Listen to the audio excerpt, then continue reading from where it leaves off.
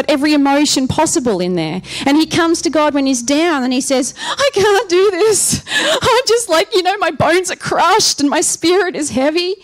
And then he would just start looking. And so this is one, I just want to give you some tools. If you're feeling like you don't know where to start with this whole thing. First of all, I want to say, when I see Jesus' face, when I'm worshipping and I see his face, it doesn't actually look exactly like a face. But it's an image that's dark and light. It looks like the outline of his face to me, but I know that's his presence. Whenever I see that, I experience presence. So it can be very vague. When people say they see something, it doesn't mean it's exactly like a picture on the TV. Okay? Often it's a sensing often it's a knowing more than an actual seeing. So that's one thing, one myth that I had to have dispelled. Another thing is it's a really useful tool to ask questions. What would it feel like? What would it be like if I was so free of fear that all I could feel was freedom? What does freedom feel like? What would it feel like to be truly free? What happens when you start to ask those questions? Do you feel something rise up in you? What would it feel like if I knew when I woke up tomorrow that God had just completely sorted out my circumstances and there's no need to fear? What would it feel like if my body is completely healthy and whole? What would it feel like if those relationships that are marred are redeemed? And suddenly I have this beautiful relationship where I used to have cringing and fear and terror. What would it feel like if I really entered into his presence? What would it feel like to be in the throne room of God? To be on my knees and to look up and to see light and glory and his smile on me? Because we often ask all the other questions, don't we? What would it feel like if the worst happens? What if we just change the way we're asking and what we're experiencing? I wanted to just talk to you also about something I read that helped me to understand how this works. Any brain surgeons in the room, correct me if I say the wrong things. But there's something to do with how we have our thinking part of the brain, and at the back there's the limbic system, and it's the feeling part of the brain. It's the part that's connected into emotion and imagination. And it's a bit like a 2-year-old, I've been told. It accepts as fact the things that we say and that we agree with and the things that we imagine. So when we imagine bad things, it starts to believe that's true, we start to feel fear. But when we imagine beautiful things, it releases all the endorphins and all the nice feelings in our body. And asking questions is a really helpful way. When you're getting your 2-year-old, can I help you put your socks on? No. Well, why? What needs to happen for you to put your socks on? Well, they're tickly. Well, what if we try turning them inside out? Well, I wonder if that will work. Let's try that. They will actually, if you ask questions, they'll start to tell you and you can get somewhere. If you just try and force your will on a 2-year-old, it won't work. And it's the same with our limbic system in our brain. Feel joy, feel joy, feel joy. I'm not feeling any joy. I wonder what it feels like to be joyful right now. I wonder what joy actually feels like when it's inside of me and it's bubbling up. And my mind and my imagination starts to go there and starts to look for that.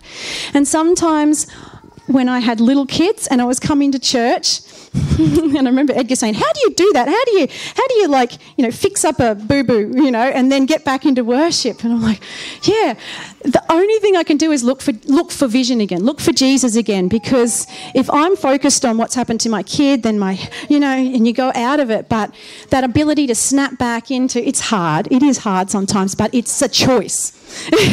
And it's a choice that I made, especially when you're up the front and everyone's watching, there's that thing that you have to do whatever it takes to get back into his presence, right? And what I'm saying is just because you're not up the front doesn't mean you can't do the same thing. Hey, every one of us has a choice when we walk in this building. Will I surrender my feelings to Jesus today? Even if it means that my makeup's going to run and I'm going to have big black marks down my cheeks and people might notice that I've had emotions today. Am I willing to surrender that? If It's true. It's real. It's how we live, isn't it? It's like, if I do something, are people going to come put their hands on me and think there's something wrong with me and pray for me? But you know how freeing it is when we do surrender that? Who's felt that before, where we surrender ourselves to him and then we leave a new person? We leave in a different place, don't we? And so we are family here. We are safe here to love each other and to surrender our emotions to God, because he wants to, Clark Taylor always says, he wants to save our emotions as well as our mind, because the Hebrews were very much it was about emotions. You know, even Jesus, he wept, and they would tear their clothes when bad things happened. They were very passionate people. We've come more in, all of our learning is, you know, based on the Greek, where we separate mind and emotions. And when we separate mind and emotions, we get really lost when it comes to worship time. It's hard. And it's much easier when I'm up here and somebody else is looking after my kids and I can just focus on Jesus. But when I'm down there, I really struggle to worship some weeks. It's really hard to say, no, I'm going to choose joy. I'm going to choose to look for Jesus and not the big pile of chewed up apple that just got spat on the floor. So Jesus, we just surrender ourselves to you. We surrender our emotions to you and our thoughts, because they do work in tandem, and we can choose to start spiralling outwards and speaking the things that we wish to see that aren't there yet. It's not denying reality. It's a choice to believe in the promises of God over our circumstance. That's another one that can sometimes mess with our heads. But Jesus, I choose you, and I choose to give you everything. And those things that come up in my mind, well, what about those deep desires you have for, I don't know, whatever it is? Are you going to give that to me too? And what about this thing over here that you've been holding on to? What about that relationship? And what about that fear of heights? Are you going to give that to me too? And he just starts to love on you, and you start to realise you can trust him. You can trust him. So can we have another song, my darling worshippers, please? Oh, he's with his baby. Hey, Mark, do you reckon we can have another song? Yeah. And while we have this other song, we can practice. And I love it when the lyrics are very picturesque. Don't you notice when we start to sing, you know, the ground began to shake, you know, and everybody's like...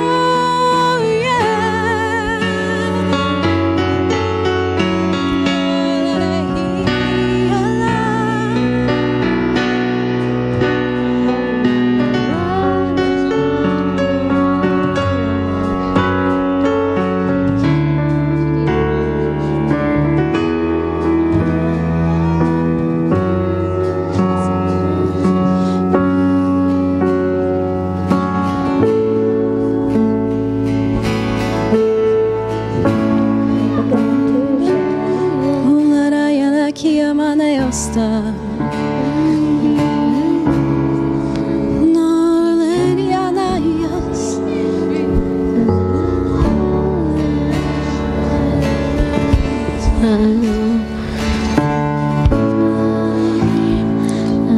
If there's any struggle with addiction, this is also a really, really great place.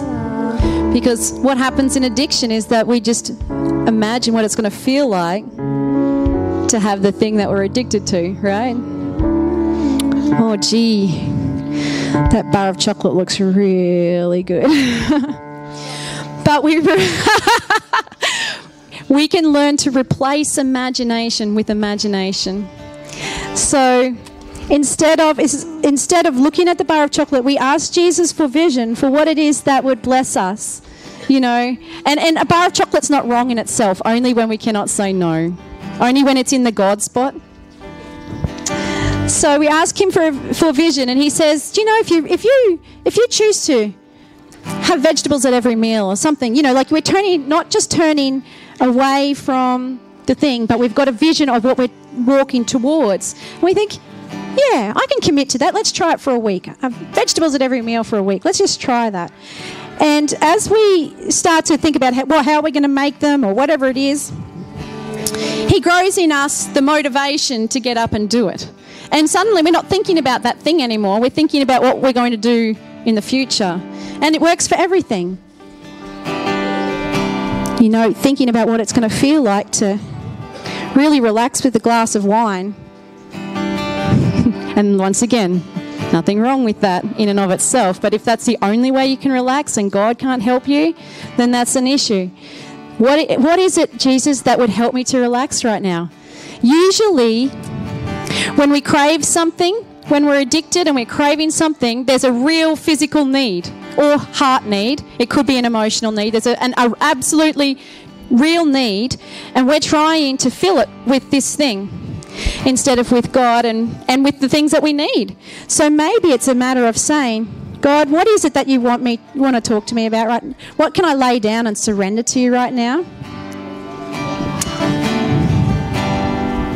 Just something to think about. Replacing imagination with imagination. When we have children wake up in the middle of the night and they're scared and they're having bad dreams, best thing to do, lie next to them in bed.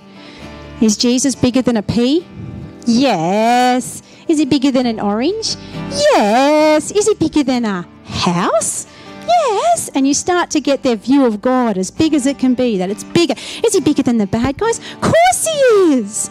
And suddenly they're not afraid anymore. Or, Mum, I'm scared to go in the dark. I'm scared to go over there. And I said, but, you know, we just asked God. He says he will command his angels concerning us to guard us in all our ways. I can see big angels. They're like this big, and they have swords, and they're gonna walk in front of you, beside you, behind you, and they stand up straight and they walk down the hallway and they don't even think about the dark anymore because they're thinking about their friends who are walking with them. Replacing imagination with imagination. So I said at the beginning that surrender is the only way to experience the presence of God. The tools are to ask ourselves questions. What would it feel like? To replace fearful imagination with asking God for what his imagination for it is.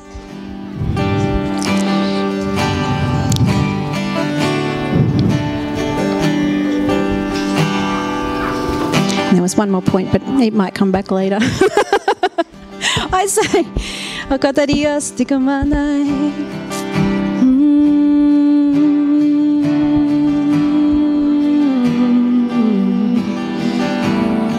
I know one other fear I had brought up.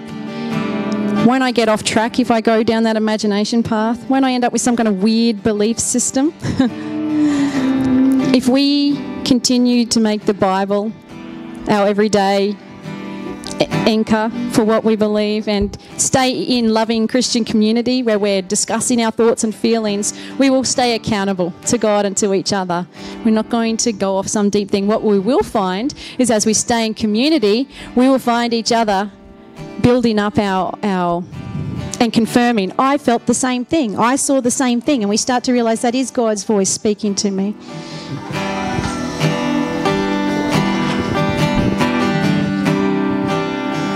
What are you currently on?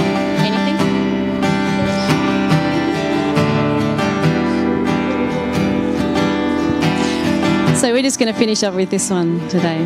There will be prayer available if anyone wants to come and pray with someone, or you can go and join in for morning tea. Oh, hang on, Pastor Humphrey. Just have the strong feeling that the spirit of revelation is here. And there are people here who have words for other people whom God is speaking to. And you need to come and do it and share it, because it's part of your gift to the body. Thank you. Bless you. I just had, as we're going into that, I saw the mountain and it was dark. And then suddenly there was a rainbow that just came out of the midst of this darkness, and this black music came out. So it was just like a new song starting. So that's what I saw. And it's just getting lighter and lighter. The shadows just going slowly, but I could just see the rainbow and these music notes coming in the rainbow.